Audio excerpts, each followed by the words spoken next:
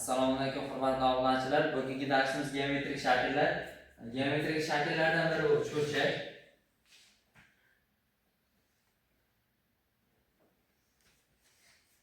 Uchburchak bir to'g'ri chiziqda yotmaydigan 3 ta nuqtani tutashtirishdan hosil bo'ladi.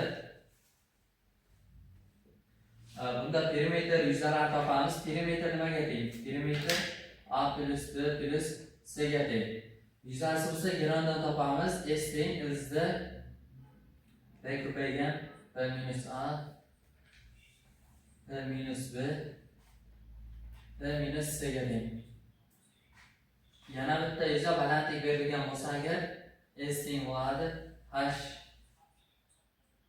HB ko'paygan B ga yoki S teng bo'ladi HA ko'paygan A ga yoki S teng HC ko'paygan C ga. Ikkita tomon va ular orasida burchak berilgan bo'lsa S teng A ko'paygan B sinus alfa. Agar to'g'ri burchakli uchburchak bo'ladigan bo'lsa S teng A ko'paygan B taqsim 2. Geometrik shakllardan biri bu uchburchak. Uni birinchisi bo'ladigan bo'lsa, ikkinchisi to'rtta uchburchak. To'rtta uchburchak nimaga aytiladi o'zi?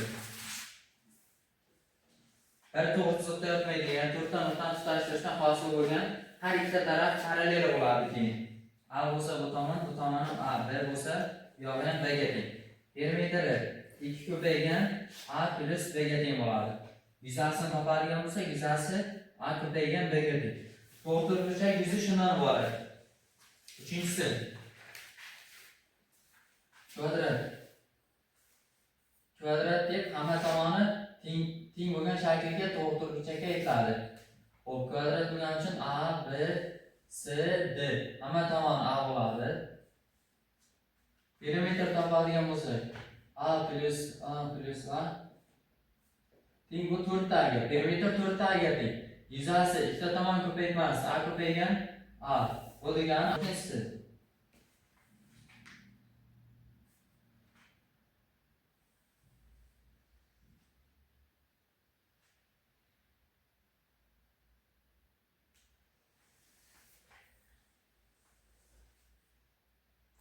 Aylana berilgan bo'lsa, aylana markazdan aylana ixtiyoriy nuqtasigacha bo'lgan masofa radiusni beradi.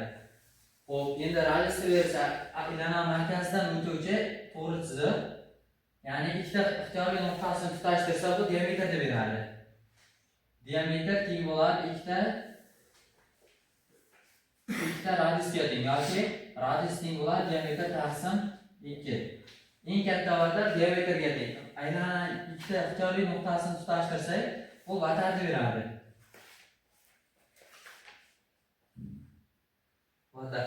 Aylana uzunligini topish formulasi L teng 2pi. Instagram va Telegramdan Teacher Kamoliddin kanaliga obuna bo'lib qo'ying.